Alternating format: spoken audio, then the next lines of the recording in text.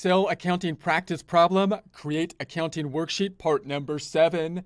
Get ready because we're about to excel with Excel. Here we are in our Excel worksheet. In prior presentations, we've been putting this Excel worksheet together from scratch, from a fresh Excel worksheet. We're going to be continuing in that process. If you have access to this Excel workbook, there'll be 2 tabs on down below, Example tab and the Practice tab. Example tab, in essence, being an answer key. Let's take a look at it now. If I go all the way to the left, we have our information which we first started with, the data input field, where we're going to put the transactions in place, the debits and the credits. We'll post them then to the trial balance that we created, as well as then to the general ledger. The general ledger is going to be huge because we want to give enough space for us to then enter the detail as activity is done.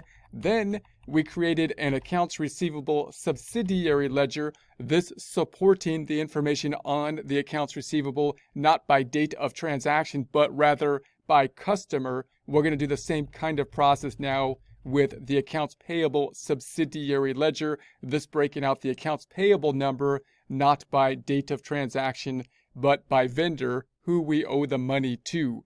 So we're going to go back to the Practice tab, and I'm going to go all the way to the left just so we can see where we are. Here's the same process on the left where we started with the journal entries. Now we're looking at this item here. We're looking at that accounts payable. We want to break that out. We already have the detail that would be in the GL, breaking it out by date, but we also want to break it out by who we owe the money to. So I'm going to go to the right, and so notice it's going to be way over here to the right. But we're going to be able to hide some cells now to make this a little bit easier on us to do. The format will be looking much like the accounts receivable subsidiary ledger, so we can in essence copy that over. So what I'd like to do then is hide the cells from AW all the way to the trial balance to get those out of the way so we can see the trial balance as we work. So I'm going to put my cursor on AW, scroll all the way over till we get to the trial balance. There's the trial balance. Let go. We're going to right click on that selected area if it lets me do so and hide that stuff. So then what we're going to do is we're going to say, okay, this is supporting the accounts receivable, which is up top. Now I'm going to copy this over to support the accounts payable, selecting the little skinny column and going on over to BE, Control C. Then I'm going to put my cursor on BF and Control V, pasting it on down. So there we have our information. I'm going to delete this item up top, and I'm going to delete this for now.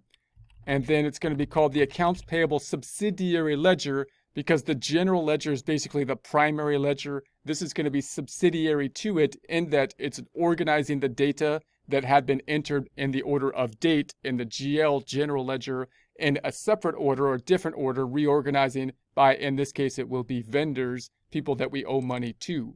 So I'm going to call it Accounts Payable Subsidiary Ledger. Remember, if you work in the accounts payable department, you might sort this information even further, like an accounts receivable or accounts payable aging report, say how old the data is. You might call this something else, like a accounts payable by vendor report or something like that.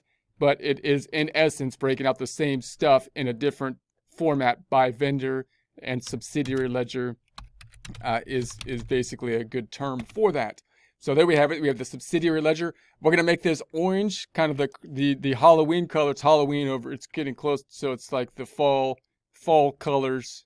So we're going to make this orange and orange, selecting customer. Let's make these vendors, by the way. This should be vendor, not customer. Vendor.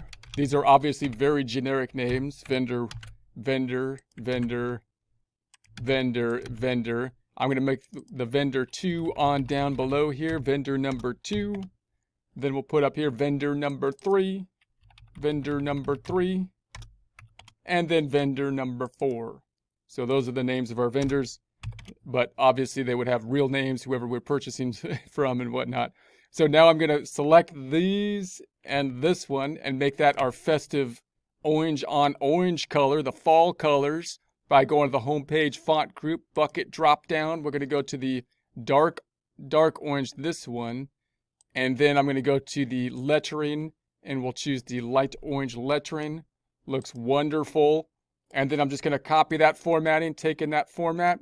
use the Format Painter, brush that right there, Format Painter, brush that right there, Format Painter, brush it right there. There we have it.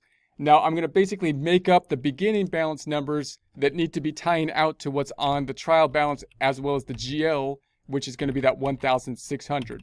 So this is, I'm going to break this out as if we're entering the data for our beginning balances by vendor. So I'm going to start with zeros here because we pulled over that information was pulling over from when we copied it. So then I'm going to say it's got to add up to 1,600. So I'm going to say like negative 700, let's say, and then 2 on the second one. Let's actually make this one number 2 down here. Let's make this negative 600, and then on the third one, let's make this negative 300. And I believe adding those up should add up to the 1,600.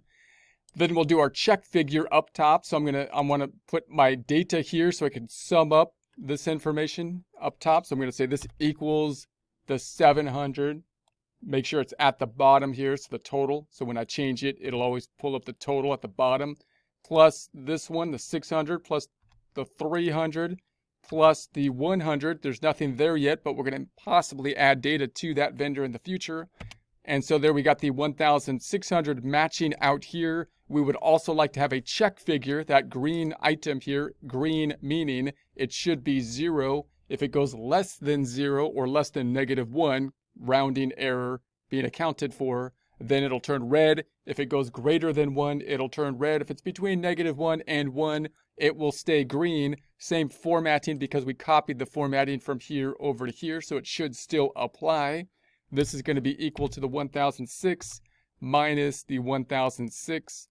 And so there we have that. So now we've got this subsidiary ledger supporting the accounts payable. So if someone was to ask us then, what's the accounts payable mean? That means we owe people money. We owe vendors money. Then if they want to know who we owe so that we can then pay them at some point in time, then we need the subsidiary ledger. The next thing they might ask is, well, how old are the outstanding balances and so on and so forth. That gets a little bit more difficult to calculate. We could then work the reports a little bit differently, which is more difficult to do in Excel than it is like in a database program where you could shuffle the numbers around a little bit more easily, but that's the idea. So then that's what we got. Let's unhide the cells now. So I'm going to put my cursor on column I and drag on over to AY. I to AY. Right click on that selected area and unhide that selected area, unhide. There we have it. So now we've got this whole item listed out. The next thing we'll do is we got a subsidiary ledger for the inventory as well. That's going to look a little bit different because the inventory is here by dollar.